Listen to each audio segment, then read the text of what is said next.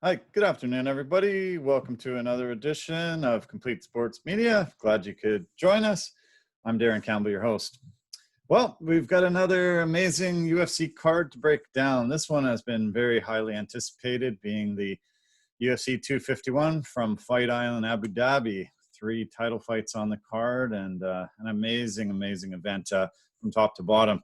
Very exciting and lots and lots to break down. We're going to welcome Scott Holburn into the studio via Zoom call, and he's going to give us his expert analysis as usual. Can't wait for that. Hope you enjoyed the fights. Man, did I ever really enjoy them myself. And yeah, if you haven't seen it, try to watch some of these championship bouts. It was a lot of fun. Yeah, I think Scott's coming into here, so let's dial him in.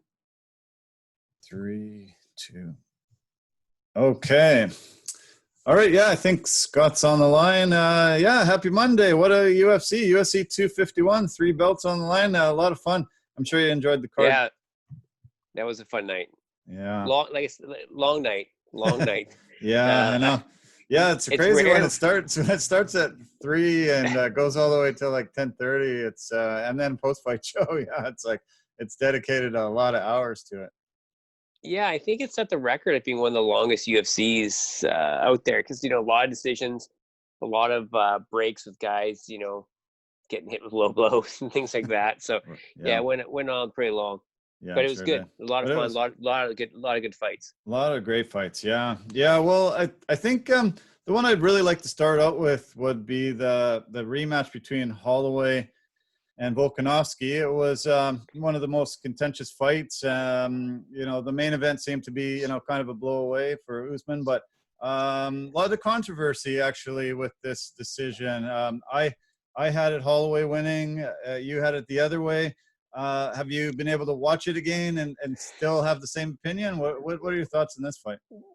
Well, let me tell you this. Everybody's like, it was the third round, right? It's the third round that. Now listen to this.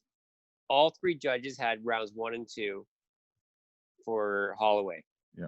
Okay. Yeah. All 3 judges had round 3 for Volkanovski. Bizarre.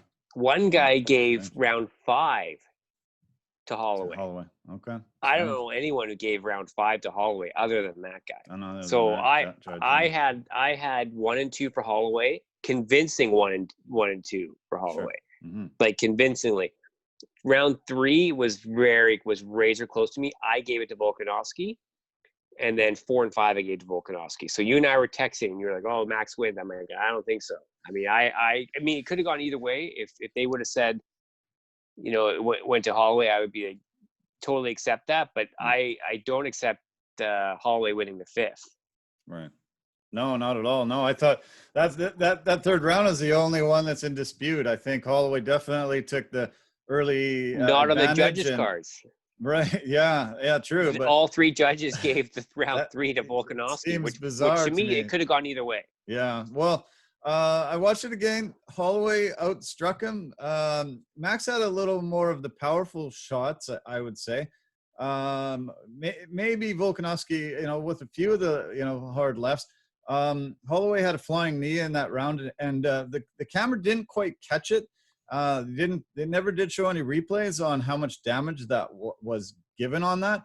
Volkanovski did push Holloway up against the cage and had him, in a bit of a vulnerable position for a little bit there, but there was no takedowns. There was nothing that, showed an advantage. When they counted the numbers of strikes at the end of the round, Holloway had the advantage to it. So, yeah, to me, Holloway just utilized such a better game plan than the first fight. He was so much more closed stance. He was using back and forth movements so much better. And it just, I couldn't believe, how hard it was for Volkanovski to get at him and try to strike him. And I thought Holloway took those first 3 rounds. And, it's disappointing for me that, they gave it the other way. But, as you said, the judges, that's what they saw, and that's the result we have to live with. But yeah, it was a great game plan by Holloway.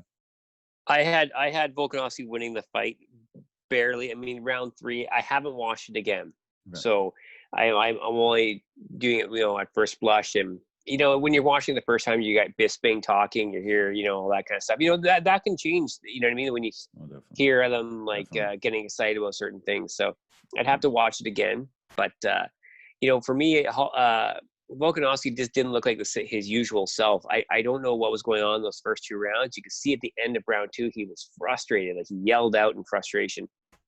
He just wasn't, he wasn't pushing forward. He wasn't, using those leg kicks and pushing Holloway up against the cage like he did in the first fight. And he did that later in the fight, and even in the 5th, utilize takedowns to seal that 5th round. Like, I don't understand how anyone gave Holloway that 5th round when Volkanovski even took him down in that round. So I don't know. I mean, the 3rd round to me was razor close. Could have gone either way, but I could definitely see the shift in the momentum after that 3rd round, and even during that 3rd round. The judge that did give that 5th round, had that 5th round for Holloway. He's been labeled a little bit for the controversy because he had Andrade winning that Rose Namajunas fight, and so they were like, "Wow, okay, that was a shock," because it didn't seem like a split decision should be on the decision for that card. So it was weird that he had such a different viewpoint than anybody else in those 2 fights. So they've kind of singled him out and said, hey, watch this guy. He's here for four cards. If this is, this is the type of judging he's going to give, what's going on? We got to get some explanation. Yeah, I mean, I was shocked that with the Andrade fight. I mean, Jessica Andrade definitely won that 3rd round for sure. But Rose to me won 1 and 2 hands down. And the 3rd round was not a 10-8 round or anything. But so yeah, to me that should have been a unanimous decision for Rose.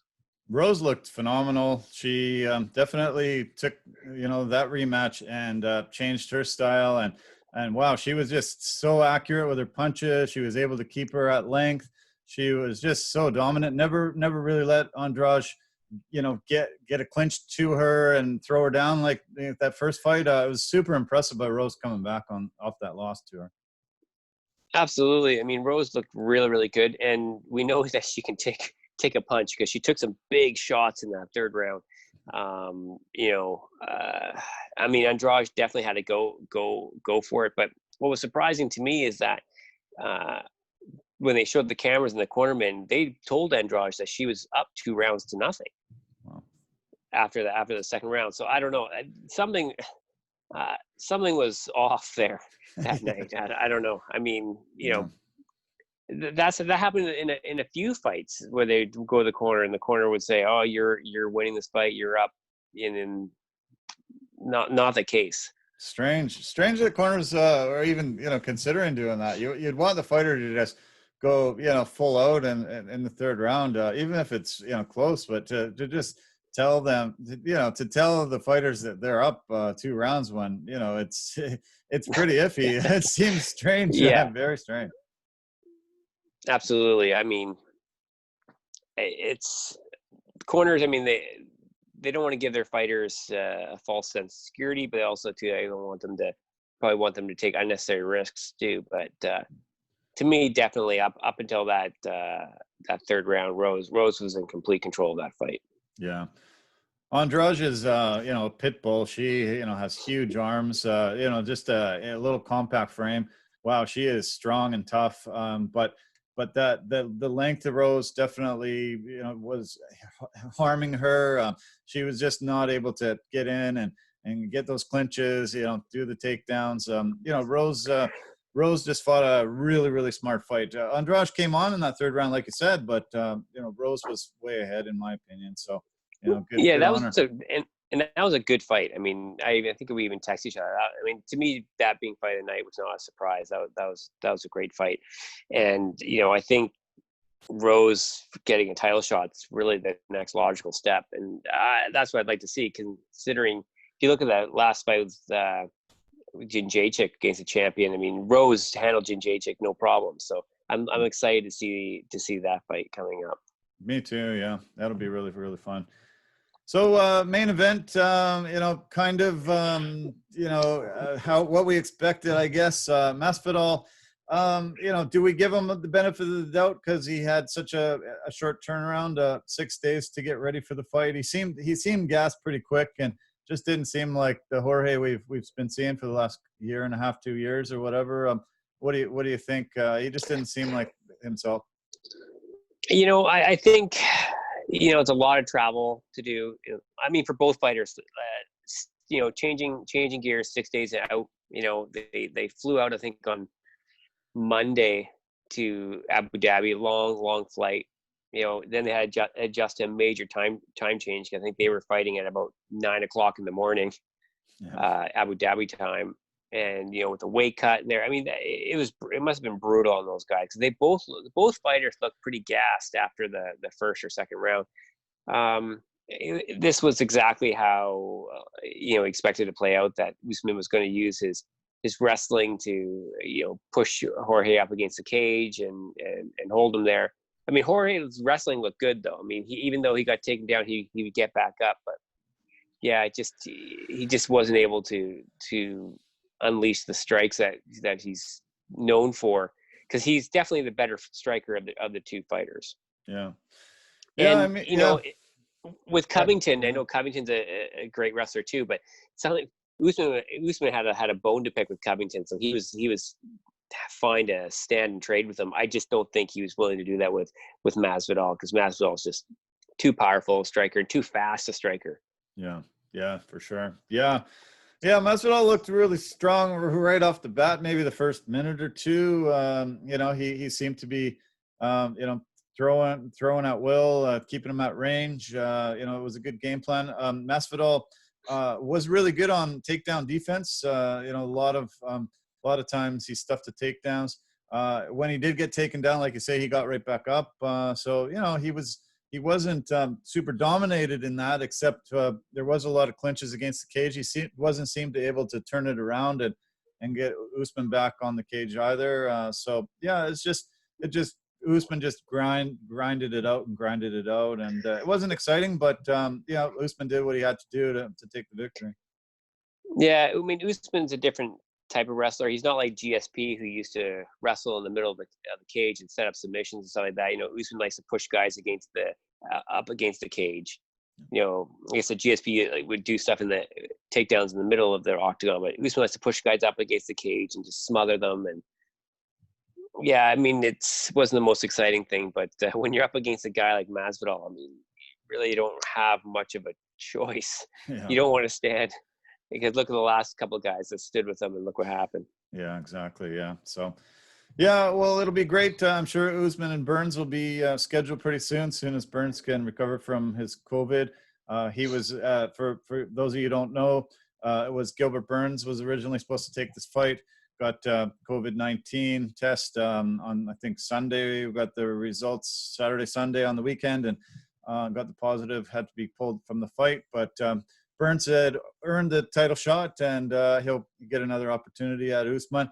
Usman was saying that, hey, you got to look at, me having to prepare for Gilbert Burns and then having to switch gears and prepare for Masvidal, completely different guys. So, you guys are giving so much benefit of the doubt to Masvidal having to come in at late notice. But look at me, I had to change, complete focus. He's right about that. Yeah, absolutely. I mean, he didn't have to worry about going to the ground with Masvidal. Once he's on the ground, he knew he would have the advantage. I mean, Burns is a very well-rounded fighter. He can strike with guys, and he's a monster on the ground. So, definitely had to take a different approach. And also, too, he didn't have Henry Hoof out there with them, because I think, correct me if I'm wrong, I don't know if Hoof was with Burns, or if both those coaches stepped back because it was originally going to be Burns versus Usman, and they're both in the same camp. So he didn't have a striking coach there with them. So that would have been huge against a guy like Masvidal. True. Yeah. Yeah. Well, let's switch to the bantamweight title belt. Petr Yan looked fantastic against Aldo. Aldo definitely looked really, really good for most of the fight. And then Yan took over, and the fight went longer than most people would have liked. Aldo took a bad beating, and yeah, I can't believe Leon Roberts didn't stop it sooner. Yeah, Leon Roberts had a bad night that night. You know, I guess he has everyone has a lot of respect for Jose Aldo and wants to give him the benefit of the doubt, but man, that was hard to watch at some point. I mean, even I think Yan was letting up. I mean, he wasn't just laying a barrage and then realized he'd had to, but yeah, that went on way too long. It's tough to watch that against a champ like Jose Aldo taking a beating like that. But Aldo did look good. I mean, he's back using those leg kicks. He actually kicked Yan so much he had to switch to a southpaw stance. But again, Yan is he's just a beast, and he just in those later rounds, his power was just too much for Jose Aldo. Yeah, you were saying that in the lead up the last couple of times we've done the podcast. You were saying, you know, Yan is a scary guy, and you know, his power should, you know, definitely win out in this fight, and you know, eventually it sure did. And wow, like I couldn't believe the you know, advantage that he finally took, you know, as the fight wore on. And wow, Aldo's you know, a champion, like you say, and really, really tough guy, but it was tough to see him take that much damage. And every time it looked like Roberts was just about to stop it, he did move though, and he moved to another position, but he would just take more damage and more damage. And so, yeah, I think all of us kind of wish it would have been stopped a little sooner. You don't like seeing a champ like that take the abuse. No, and I think Leon Roberts is probably just trying to give Jose Aldo the benefit of the doubt, because Jose Aldo's, you know, such a good fighter.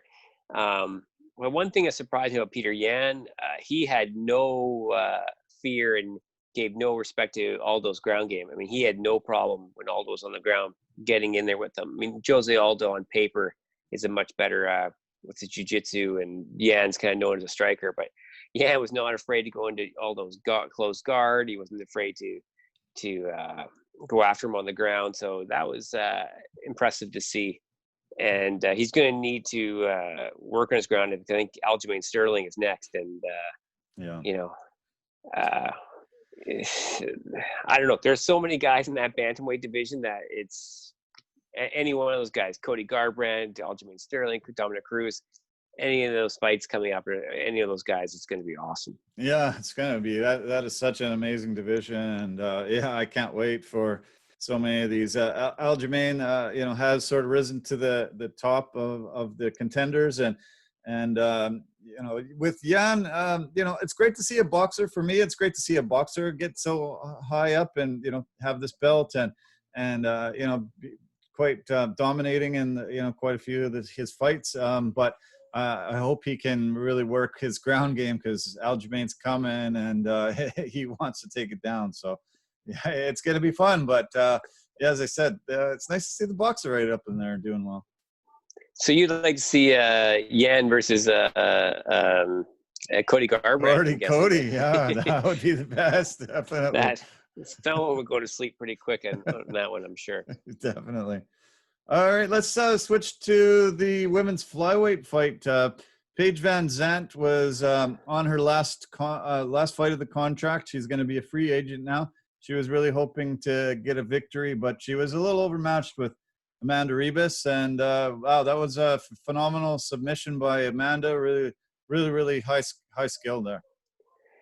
I mean, to me, I think that was kind of the performance of the night by Ribas. I mean, that was awesome. I mean, she got her down with a judo toss and had Van Zant in that headlock. And sometimes that can be dangerous, because if Van Zant can escape, she would be able to take Ribas back. But Ribas made the adjustments and then actually hopped over onto Van Zant's back, pulled her down, put her in a body lock, pulled her down, and had her already in a position to go for armbar, omoplata. She went for the armbar, and you know, Van Zant tried to fight out a bit, and Ribas made the adjustments and got her belly down armbar, which if you've ever been in the belly down armbar, it's nasty. It's not fun at all.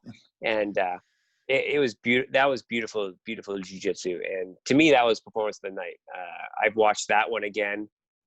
just because you know me, I like my grappling, but that was a beautiful performance by Ribas. Yeah, wow, sure was. Yeah, super impressive.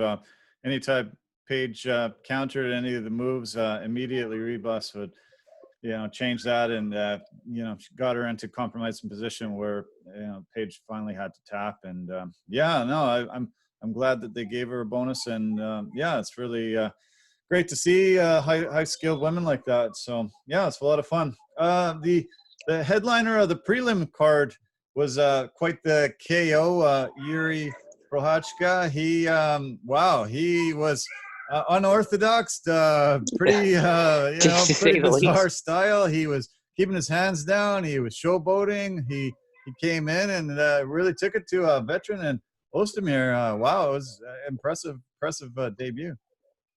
Yeah, it was an impressive debut, but he took some shots in that first round too from Oezdemir. So he actually admitted that he made some mistakes, and I think he was just trying to show off because he's the big star we're risen, and wanted to make a statement here in the UFC, and with that knockout he made a big statement. I mean, Oezdemir is a tough guy. I think he's ranked number 7. He's a former title contender. So I don't know. I'm excited to see more of Jiri, and but he's no. I don't think anyone's ever knocked Oezdemir out. So Wow.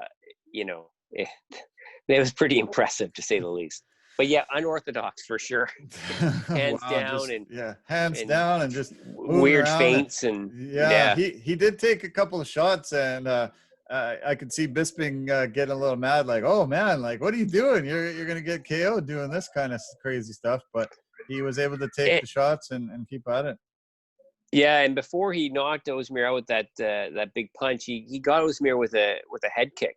So for a big guy, he's agile. He can he's and this wasn't just a head kicker off the top in the first round. This is in the second round after being rocked by Oezdemir in the first. So yeah, I think it's definitely someone to keep an eye on. I don't think he's ready for John Jones quite yet or anything, because I know he's talking about going for the belt, but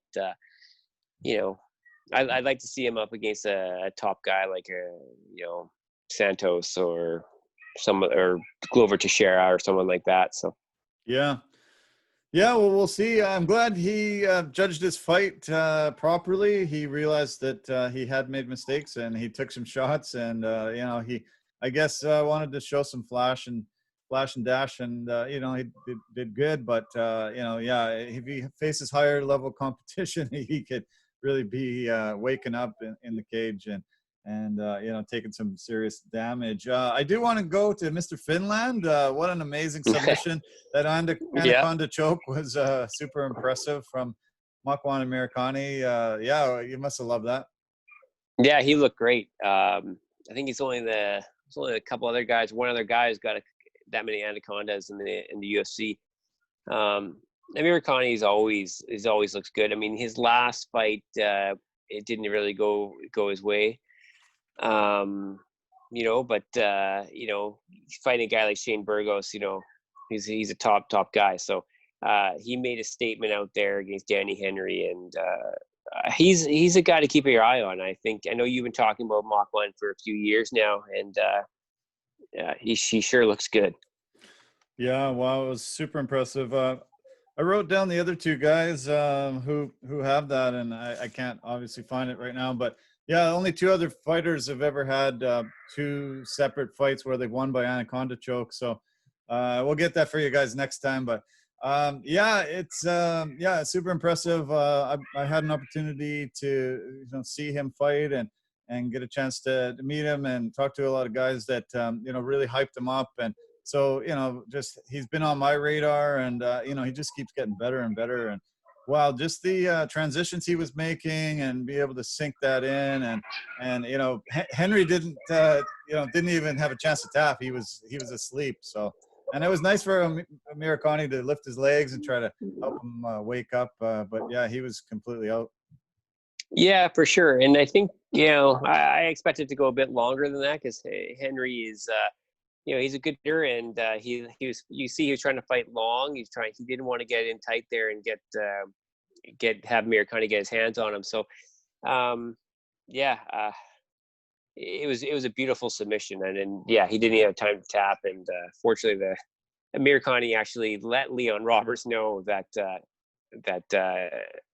Henry was out. So he's a classy guy, and he came out in these post interviews saying that he wanted to make a statement after his last fight with Burgos went so horribly wrong, as he says. Right. Yeah, that was great. The first fight of the night, early prelims, we saw a big knockout. Davey Grant KO'd Martin Day. Really big win for Davey. He was sick of trying to go to the judges' scorecards and all that kind of stuff. Decided he's going to take it into his own hands and had a huge knockout. Nice way to start the whole festivities. Yeah, I mean, it was nice to see. I mean, obviously seeing a knockout like that's nice, and it's also nice to see knockouts in the third round. Guys still going for it in the third round. They're not just content. Because I had him up in that fight also. Yeah, I mean, he's another guy. He's got to start fighting with his hands up a bit more. Because that's a tough division to. Being in the bantamweight division to fight with your hands down. As we've seen, there's so many guys who are fast and can shut your lights out. So, he's got a long way to go. I mean, I was a big fan of him when he was on The Ultimate Fighter a few years ago. That Ultimate Fighter Rousey versus Tate, which he won. And he's a guy. It was a beautiful knockout, but I think he's got a long ways to go. Right. Yeah, you're right. Yeah, he's still very raw, and I there's definitely some holes in his game. So, but yeah, good on him. Good on Martin Day even knocked him down in that first round. So yeah, he's got to get his hands up a bit more, and because in the bantamweight division, you got to be faster than that. So I think that's he's got the power, which he proved against Martin Day, but if he wants to really prove himself as a contender in that division, he's going to have to raise his game. Sure, you're right. I did find the information about the Anaconda chokes. Phil Davis and Charles Oliveira are the only two other guys that have two separate Anaconda choke wins. So I'm glad I wrote that down. It was amazing performance. I can't wait to get a hold of the Finnish guys and congratulate them. He's rising up the ranks, and hopefully he won't have to be on the prelims for long. He'll get opportunities to be on the main card, and a lot more people can see him maybe. Yeah, he's an exciting fighter, and definitely one that's got a long future. Yeah. So what an amazing 251. Really kind of went off without much of a hitch, other than a couple of COVID positive tests, and Alexander Romanov, he was replaced by Maxim Grisham, and Dean Thomas, Mike Brown, two trainers tested positive for COVID going into this. But UFC has been really quick and fast on their feet by replacing guys and making sure that these 4 fights in Abu Dhabi are going to go off pretty well. I thought it went off really good. How about you? Yeah, I mean it looked great. The venue looks great. Watching some of the stuff leading up to the fights, I mean they're taking amazing precautions there, and I think Dana even said in the post fight that most of the people, not everyone on Yas Island has been tested, obviously, but he said most of the people around Abu Dhabi have been tested. So he said it's a pretty safe environment. So I think they're in good hands there, and it just looks like it's 5 stars all the way over there. Yeah, there's so much money there. Must be nice.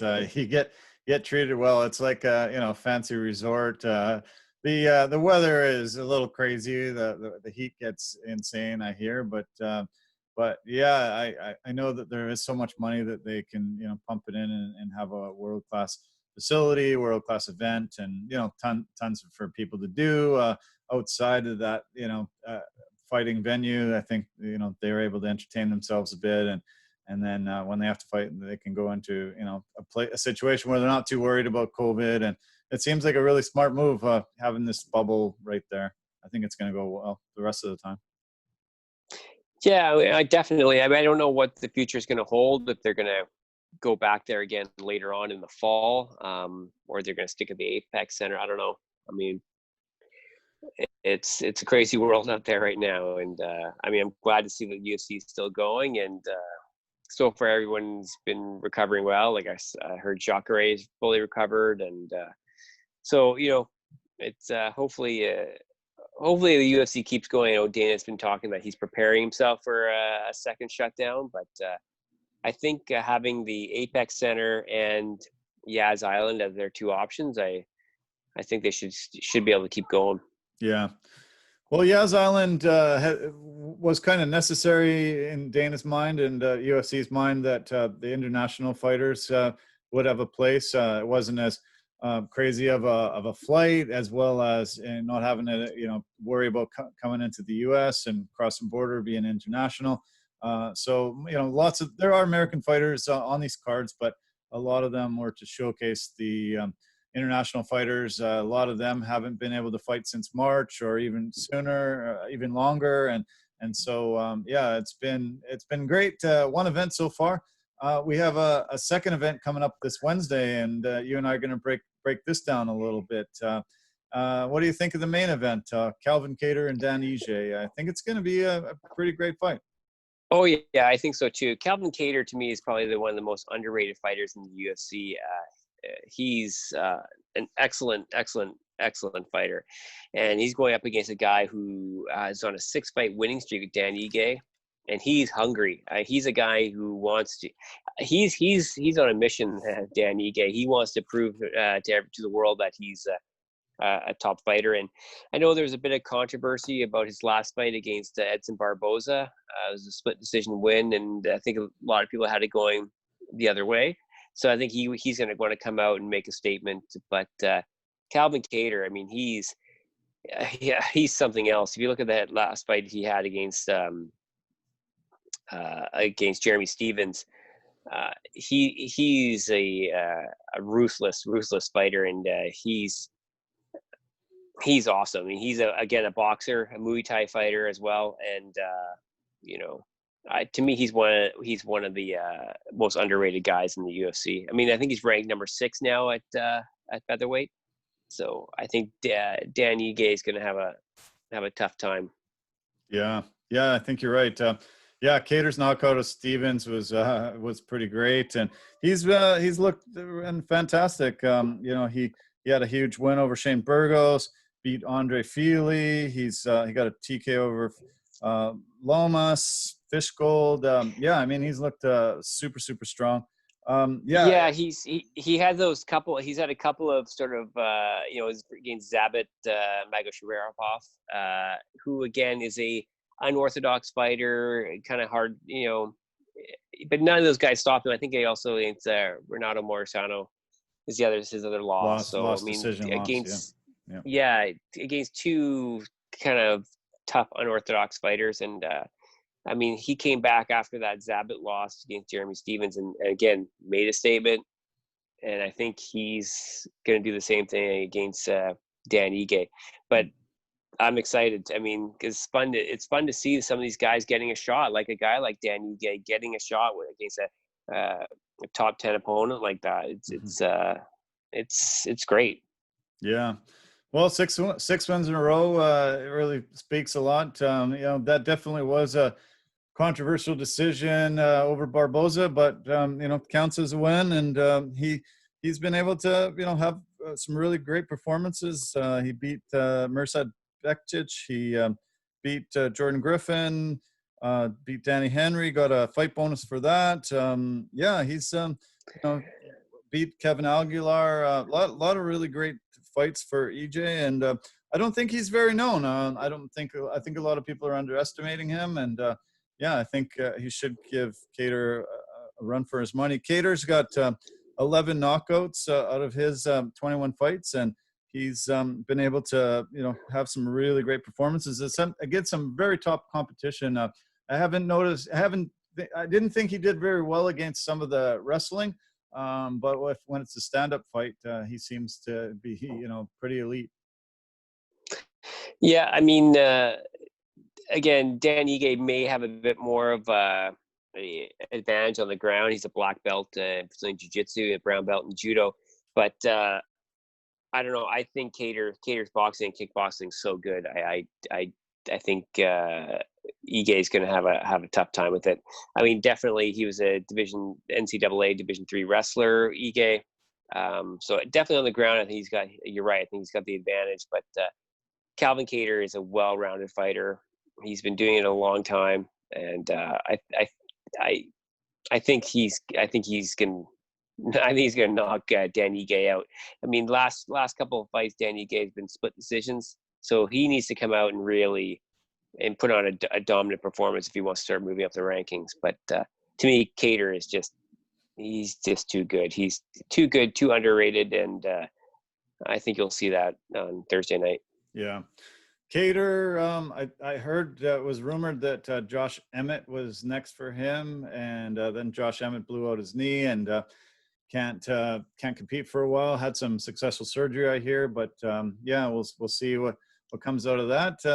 Yeah, that's the division where there's just an incredible amount of depth and so many really, really great guys. So that's going to be a fun fight. I'm looking forward to it, though. Yeah. Emmett's already called out Volkanovski already. Oh man. The fight was only 2 minutes old on Saturday, and Emmett was already texting him saying, "Let's go in March next year." So I'm hoping to see Volkanovski fight before then. Yeah. I don't know. I think Volkanovski's got one more fight in his contract for this year, so they have to fight 3 times a year. So I think he's got one more. Nice. Yeah, let's hope. Yeah. The co-main event, to be honest, it doesn't blow me away. Guys are coming off of lots of losses. Tim Elliott's lost 3 in a row, 4 of the last 5. Ryan Benoit's lost 2 of the last 3. He wins 1, loses 1. Out of the last 10 fights that's happened, win 1, lose 1, win 1, lose 1. Yeah, I'm not sure why it's garners co-main event status, but what are your thoughts about these 2 guys? Yeah, I'm surprised it's a co-main event too. I think the Jimmy Rivera Cody Stamann fight's a better fight. I think Tim Elliott's back's against the wall here. I think Tim Elliott's got to come out for a win.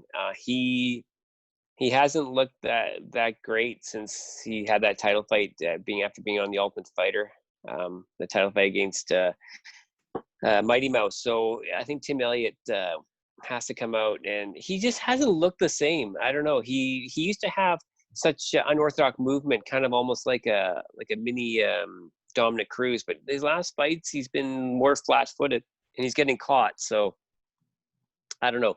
I'm surprised it's a co-main event, but Tim Elliott's definitely going to have to come out and make a statement. Otherwise, he's going to find himself having to look for a new contract, because his last 3 fights, he was submitted twice out of two of those last 3. So wow, yeah, yeah, and Ryan Benoit I don't know if it's Benoit or Benoit, because I know he's an American. He's American, so not a Canadian. I think they say Benoit. I think they call him Benoit, but yeah, he hasn't really fought any really high level guys. Also, I think Tim Elliott's going to be his highest level fighter, so he's got to win that fight too. So it's kind of 2 must wins, but yeah, again, Tim Elliott's, not much. No, it's not super impressive, but Tim Elliott's beat guys like Mark De La Rosa, Luis Smolka, Jens Pulver way back. But every time he's went up against high level competition, he's got beat. Obviously, Demetrius Johnson, you mentioned, John Dodson, Joseph Benavidez, Bogatinov, Figueroa, that's fighting next Saturday.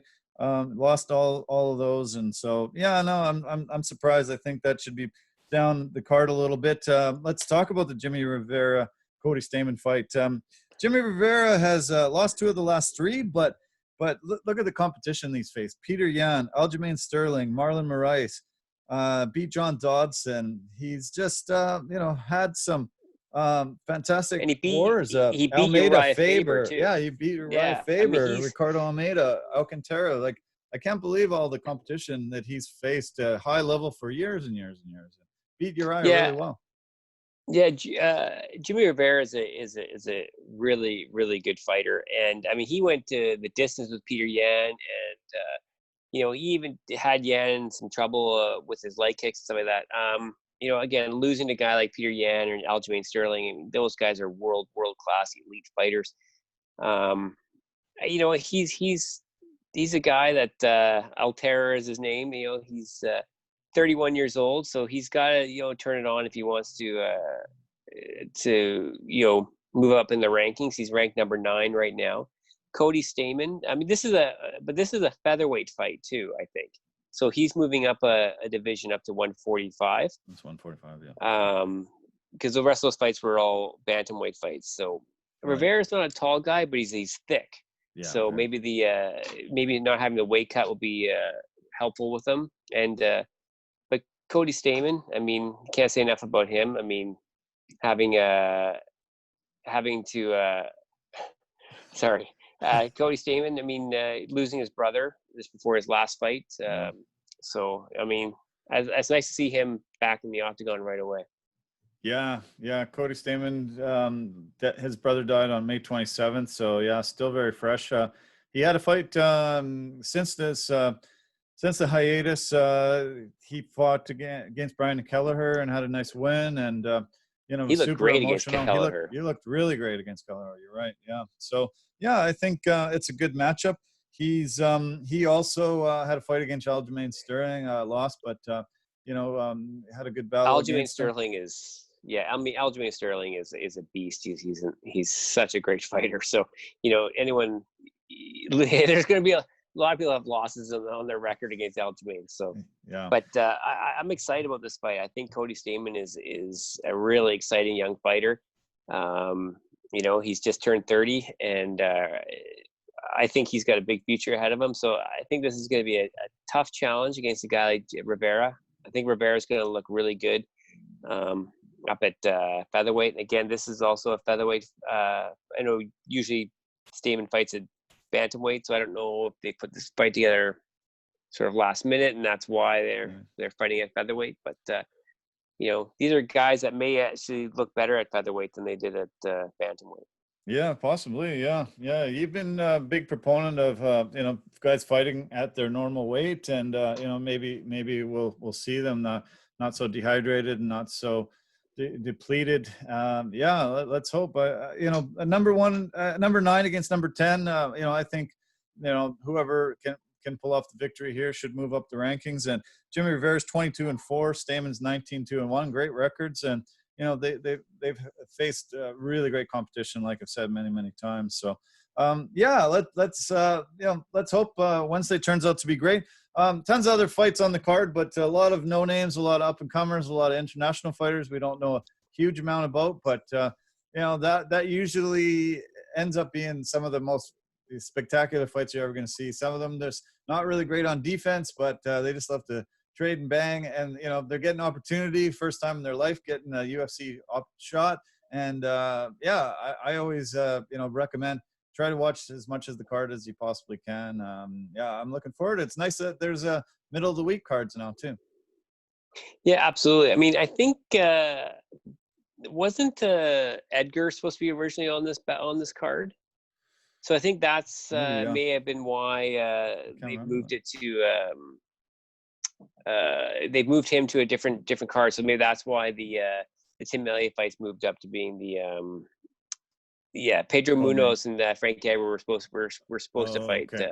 And that got changed. Yeah, I don't know. I mean, I like watching some of these guys I haven't seen much about, and I mean, if you look at the fights that were in Florida and at the Apex Center earlier this month, we saw some of the best fights I've seen. With those up and comers, so I'm excited. Yeah, me too. Yeah, I love it.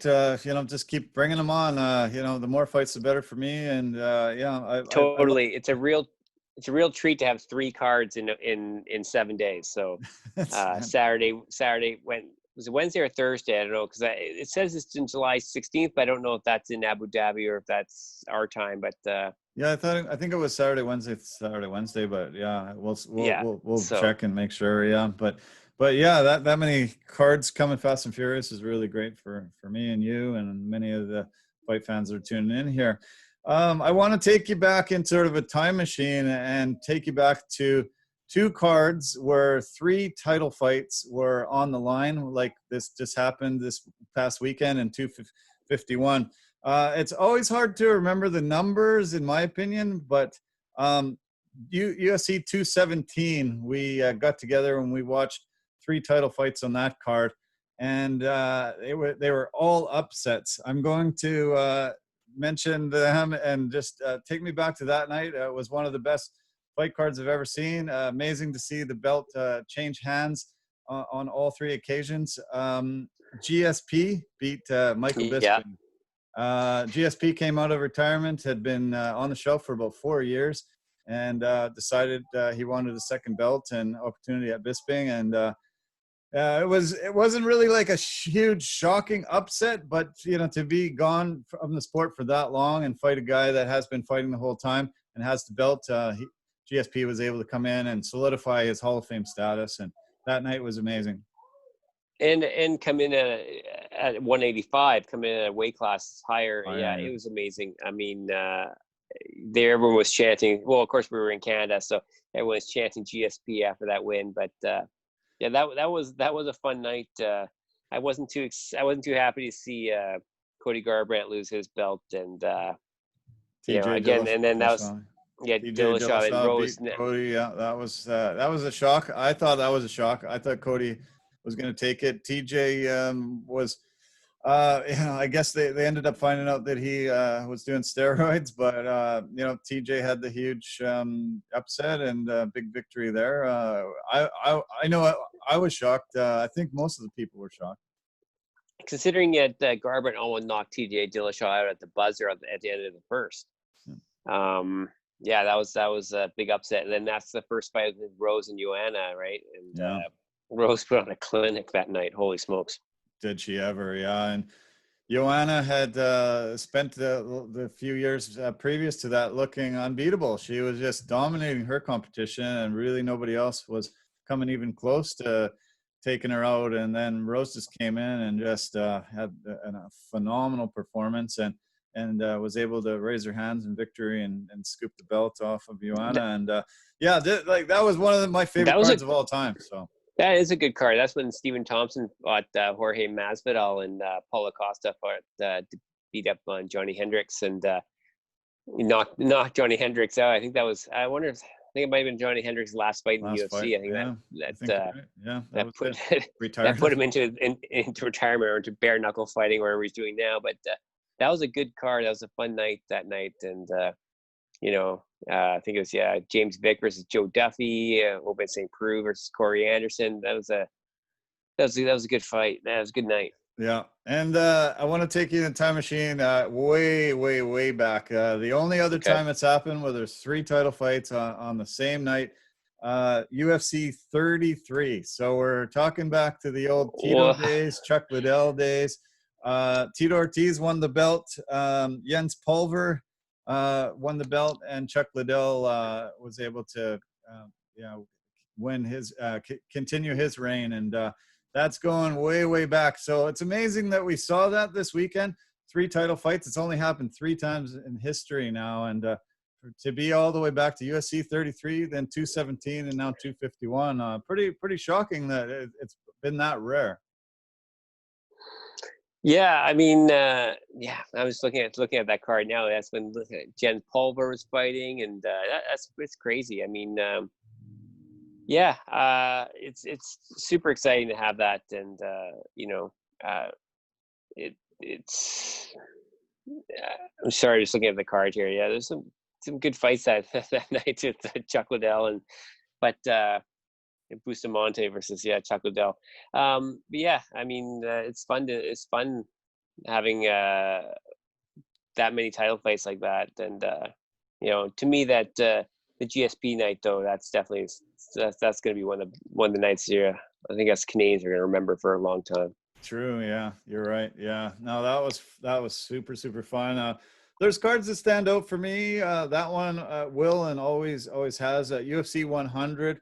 look at that, and that's just amazing, the type of talent that was on UFC 100.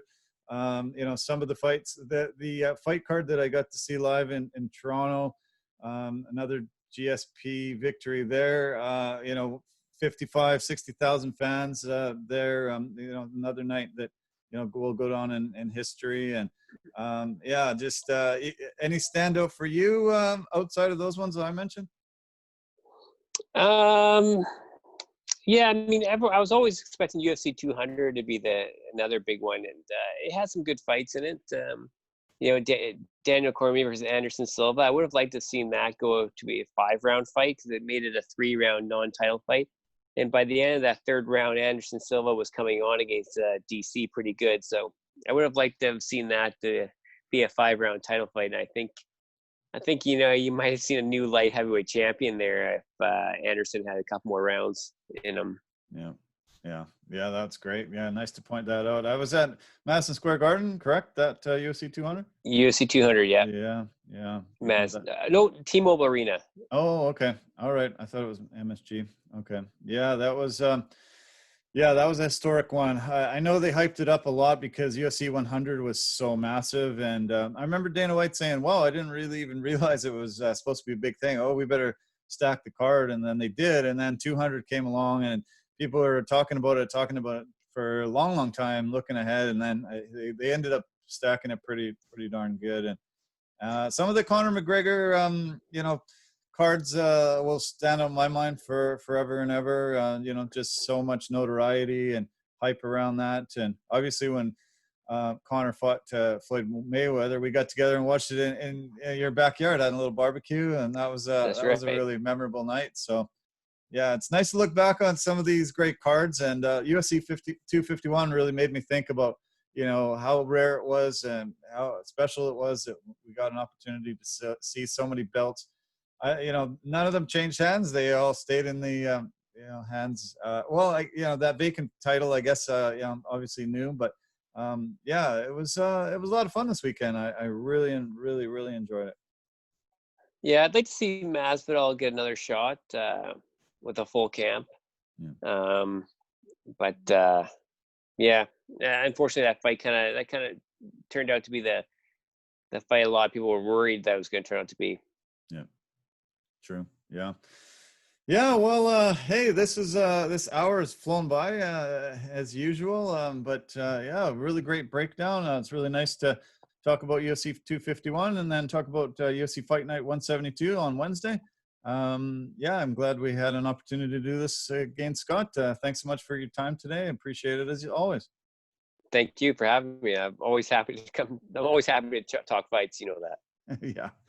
Okay. Well, great. Enjoy your week. I'm sure we'll talk Wednesday and through the rest of the week, looking up into Saturday.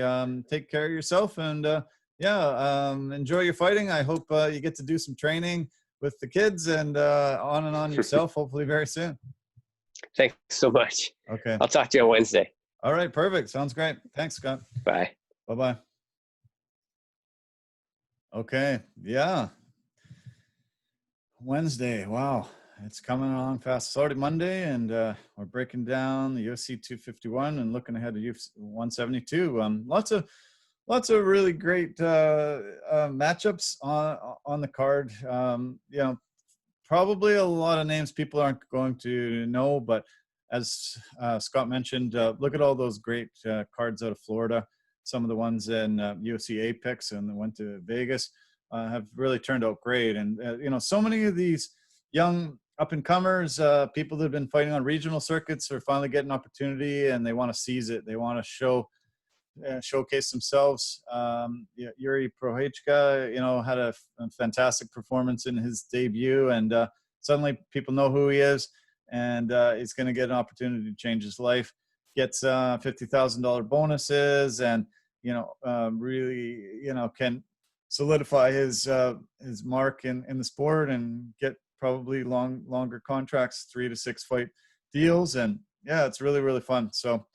Thanks so much for tuning in. Really appreciate it as always. Tell your friends, tell your family, like it, comment, subscribe, yeah, just let's keep talking UFC and sports in general. We're glad that COVID isn't completely shutting down the sporting world, and we're getting opportunity to talk about great matchups and fights like this. So thanks again for tuning in. Love you lots. Take care of yourself, and we'll talk to you very soon. Bye for now.